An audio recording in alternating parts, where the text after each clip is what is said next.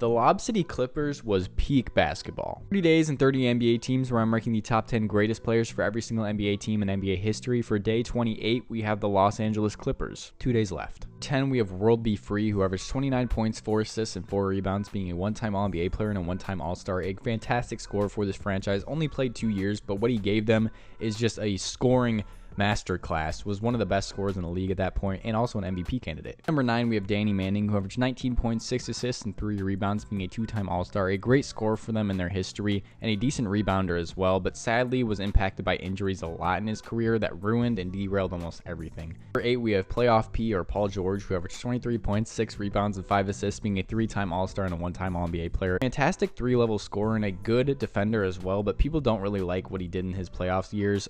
Was not very efficient and great. Number 7, we have Randy Smith, who averaged 19 points, 5 assists, and 5 rebounds, being a 1-time All-NBA player and a 2-time All-Star. A great point forward for this team, who could also score from the inside and the mid-range as well. Was really just that pure scorer that they needed in the 70s, and kind of started this franchise up. At number 6, we have Elton Brand, who averaged 20 points, 10 rebounds, and 2 blocks, being a 2-time All-Star and a 1-time All-NBA player. A great scorer for this team, especially in the 2000s, who's also a good rebounder, kind of a double-double machine that could also protect the paint pretty well. Number 5, we have DeAndre Jordan, who averaged 9 points, 11 rebounds, and 2 blocks, being a 3-time All-NBA player and a 2-time All-Defensive player. I thought this motherfucker averaged 20 points.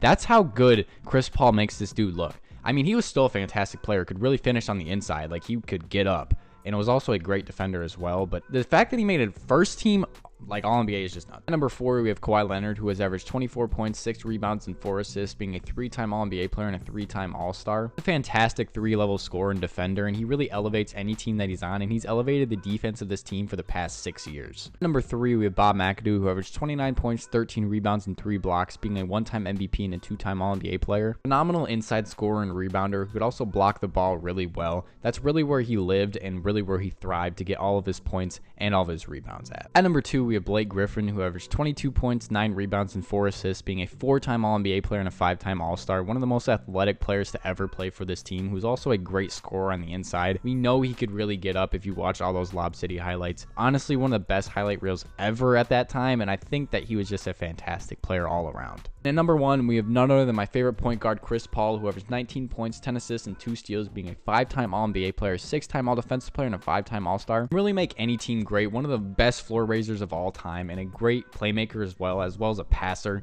One of the greatest passers of all time, and a fantastic mid-range shooter as well. I really like Chris Paul, and I really like his game, and he really knows how to make an offense great.